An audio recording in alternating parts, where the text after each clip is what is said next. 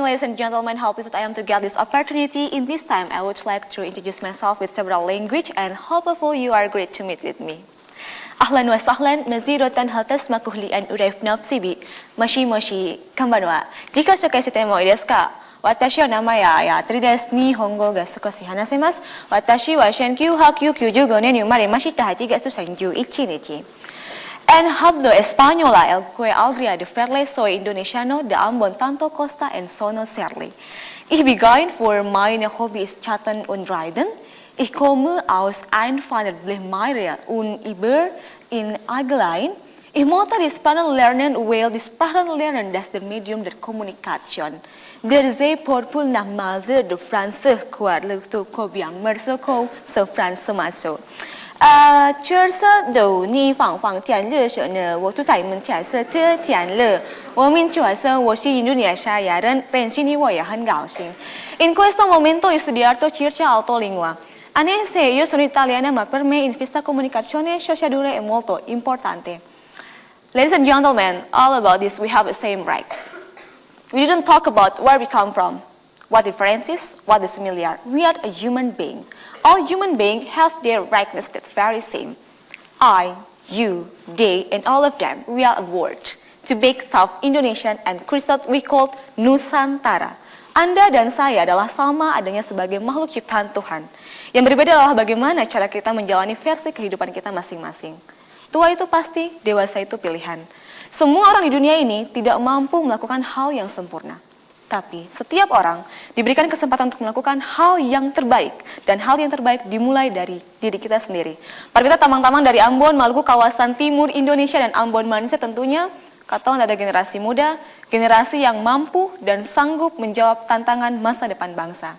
Crescers molto bene, grazie, sukria, sukron, gemap, supnida, syoi, thank you very much dan terima kasih. Ya pemirsa, tadi sudah Anda lihat adalah Gayatri, seorang siswi dari Maluku. Ia menguasai 13 bahasa dan sudah ada hadir di narasumber saya di studio bukan Gayatri, seorang psikolog, Mas Hamdi Muluk. Selamat malam. Malam Putri. Selamat malam, terima kasih sudah bersama kami. Sebelum saya ngobrol dengan Mas Hamdi, saya mau menyapa dulu Gayatri melalui sambungan telepon. Selamat malam. Selamat malam, Kak. Halo, selamat malam Gayatri. Kita semua terkagum-kagum dengan kemampuan yang sudah ditunjukkan tadi di tayangan Kick Andy. Sekarang sudah nambah kemampuan bahasanya karena seperti yang saya lihat itu pada saat itu sedang belajar bahasa lain ya? Iya, benar, Kak. Iya. Jadi sekarang ada berapa bahasa Gayatri? Sekarang sih mendekati 15 bahasa. Mendekati 15. Semuanya belajar sendiri? Otodidak belajar sendiri. Otodidak, oke. Gayatri sudah pernah tes IQ pasti kan? Terakhir ya pernah lewat medical di scan itu pernah. Boleh tahu berapa skor tes IQ terakhir? Skornya tidak muncul angka, yang muncul nilai X pada saat tes medical dan dari situ tidak ada angka, jadi tidak diperkirakan angkanya berapa dan saya sendiri pun tidak mengetahuinya. Tapi kalau misalnya kemampuan dengan mudah menyerap bahasa disadari sejak umur berapa? Saat itu sejak umur 3 tahun, menurut cerita ibu saya semasa kecil saya sudah lihai dengan bahasa asing, terutama beberapa bahasa seperti bahasa Inggris, Belanda, Jerman, dan beberapa bahasa lainnya. Lebih memuncaknya pada usia 10 tahun di mana saya kelas 4 SD saat itu. Tunggu, Gayatri sekarang usianya berapa? Sekarang 16 sudah jalan 17 tahun. 16 jalan 17 tahun menguasai hampir 15 bahasa. Apakah ada kemudian subyek-subyek lain yang juga digemari seperti Gayatri menyukai bahasa? Selain subjek lain juga musik, otodidak juga belajar biola sendiri. Kemudian permainan kotak warna itu. Untuk menyelesaikan satu kotak warna saya membutuhkan 42 sampai 58 detik. Wow. Kemudian hal lainnya saya suka sastra, menulis, mengarang, berimajinasi, dan melukis, lukisan abstrak. Gayatri merasa termasuk anak yang cerdas atau tidak? Merasa atau tidaknya, saya tidak memiliki perasaan yang menjadi kebanggaan tersendiri. Hanya saja ada sedikit perbedaan di mana hal-hal tertentu yang saya gemari belum tentu digemari oleh anak-anak seusia saya pada umumnya. Oke. Dalam hal apa yang sulit bagi mereka, terkadang bagi saya biasa. Tapi untuk merasa cerdas dan tidaknya, saya merasa biasa saja. Apa lalu kemudian Gayatri juga berbagi, katakanlah kemampuan yang Gayatri punya sekarang, meresap bahasa dengan mudah, kemudian berbagi dengan teman-teman sepermainan, mengajari mereka trik atau tips, mengajari juga atau tidak? Ya, kalau untuk trik dan tips mengajari teman-teman sebaya ataupun anak-anak pada lainnya ada. Untuk media bahasa sendiri kita menggunakan pendekatan sosial, di mana sebelum mempelajari atau mengajarkan bahasa itu pada orang lain, kita lebih membangun komunikasi pada kelompok individu tertentu dengan cara-cara sosial seperti pendekatan pertemanan, jalinan sahabat, adik dan kakak, seperti itu. Kemudian dengan gampang kita tularkan mengenai komunikasi itu. Baik, terima kasih banyak Gayatri. Sukses untuk menambah koleksi bahasanya lagi. Terima kasih Gayatri. Selamat malam. Selamat malam. Mas Hamdi, kita sudah melihat ini beneran hidup, beneran nyata ada di sini. Barusan kita ngobrol, sudah 15 bahasa, semua belajar sendiri. Bisa kita simpulkan bahwa Gayatri memiliki IQ tinggi atau tidak? Saya belum tahu. Atau mungkin ada salah satu kualifikasi dari IQ tinggi adalah menguasai bahasa, bisa menguasai bahasa, bisa Jadi gini, mudah menyerap. IQ itu adalah panjangnya intelligent quotient. Jadi itu didapat dari sebuah alat ukur untuk mengukur kemampuan intelijen itu. Ya. Nah, intelijen itu bahasa Indonesianya kecerdasan sebenarnya. Simple gitu loh. Jadi kalau orang mengatakan dia ber-IQ tinggi, artinya dia cerdas.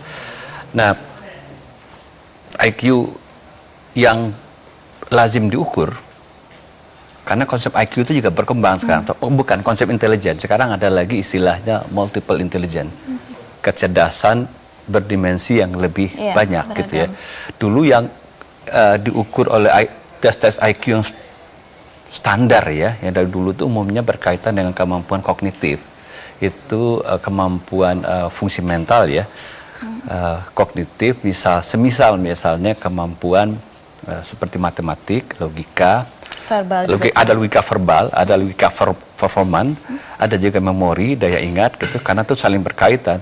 Dan indikatornya adalah kalau orang cerdas, tentunya dia mampu menyelesaikan persoalan-persoalan tertentu, ya.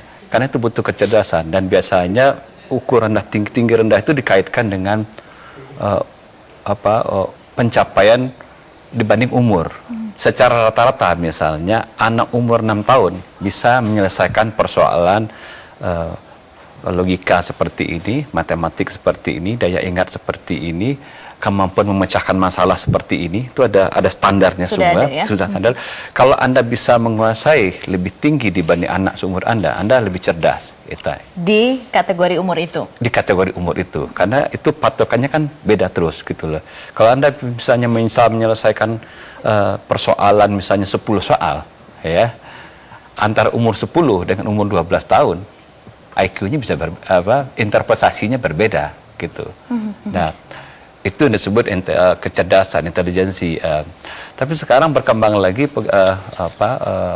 teori yang sekarang banyak orang di mana-mana orang kutip itu, Howard Gardner, multiple intelligence. Dia udah bilang kecerdasan tidak hanya bersifat kognitif gitu ya, seperti matematik, gitu, logika gitu. Kecerdasan juga bisa berbentuk misalnya kecerdasan kinestetik, seperti atlet, kecerdasan musikal, kecerdasan bahkan interpersonal, ya, kecerdasan bahkan ada lagi yang belakangan tapi spiritual, tapi para ahli bilang itu hal yang lain lagi, agak kontroversi gitu ya. Karena ukurannya ukurannya sulit. Dan tadi di segmen pertama kami sudah menampilkan beberapa grafik. Ada salah satunya yang diambil dari buku kontroversial Richard Lynn, mungkin sudah pernah dengar. Saya dengar itu ya. IQ and the Wealth of Nations. Jadi dia juga menghubungkan antara ini lebih menarik. Antara rata-rata skor IQ sebuah negara dengan pendapatan per kapita. Nah, kemudian ini sudah diperbarui, Mas Hamdi. Apakah ini bisa menjadi patokan sekarang? mungkin refleksi bagi kita berbangsa dan bernegara itu begini yang penting mungkin ya. Kalau kita lihat bahwa persoalan kecerdasan itu berkaitan dengan mental ya. Fungsi mental itu adanya di otak. Otak itu berkaitan dengan fungsi-fungsi neuron yang kompleks ya. Dan itu berkaitan dengan gizi, dengan nutrisi, dengan kesejahteraan. Artinya kalau kita ingin melahirkan anak-anak yang rata-rata cerdas ya, tidak mengalami misalnya gangguan mental. Jadi kan begini, orang sehat itu sehat mental ya, itu batasnya kira-kira 70 lah IQ-nya gitu. Di bawah itu bisa kita katakan ini sudah mulai cacat mental gitu ya. 89 tadi dalam istilah psikologi itu agak membahayakan borderline. Batasan lampu gitu. Kuning ya. Lampu kuning gitu. Lampu kuning. Artinya kalau secara rata-rata kita bisa menaikkan indeks rata-rata kecerdasan masyarakat kita, tentunya kita harus bekerja keras, mulai mungkin dari bayi itu di perut ibu, karena di situ pembentukan otak, dan 5 tahun pertama asupan gizi yang mencukupi. Gitu. Kalau beberapa ahli juga sudah mulai menyarankan yang. Jadi wajar saja negara-negara yang lebih sejahtera, tingkat IQ-nya bangsa itu secara rata-rata lebih tinggi daripada karena dari gizi itu. Negara-negara yang misalnya kelaparan terus. Baik. Kita sekarang juga sudah ada grafik lainnya.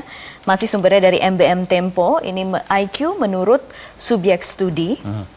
Kita simak bersama seperti apa. Jadi 106 untuk ekonomi rumah tangga, 114 sosiologi, pertunjukan, dan studio seni, kemudian 115 untuk ilmu sosial, dan juga ada ini yang di otak kanan ya, di otak kanan, bahasa asing, seni dan kemanusiaan, kemudian juga filsafat 129. IQ yang tepat untuk mendalami ilmu tersebut. Kemudian ada juga otak tengah. Ya, kita simak bersama. Dan Mas Hamdi, tapi sekarang kontroversi mengenai pentingnya skor IQ ini kan sekarang diperdebatkan lagi. Sekarang gini deh, kalau Mas Hamdi katakanlah lebih mementingkan IQ atau EQ? Kayaknya dua-duanya penting. Dua-duanya penting. Kalau Anda bertindak sebagai seorang owner, seorang pengusaha, Anda akan melakukan rekrutmen. Ada satu orang dengan IQ tinggi, EQ rendah, satu orang EQ tinggi, IQ-nya biasa, IQ-nya normal. Anda pilih yang mana?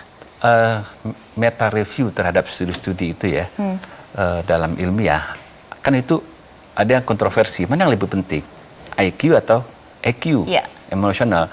Orang-orang yang senang pada EQ itu berusaha mencari argumen. Penelitian katanya itu EQ jauh lebih penting untuk menentukan kesuksesan hidup dibanding IQ. Tapi banyak juga penelitian sebaliknya, IQ juga penting, sama pentingnya dua-duanya gitu. Kalau yang paling benar tuh begini, sebenarnya kesuksesan itu ditentukan banyak faktor. Iya, juga bakat, dalam hal ini IQ gitu ya, kita bawa potensi kecerdasan itu.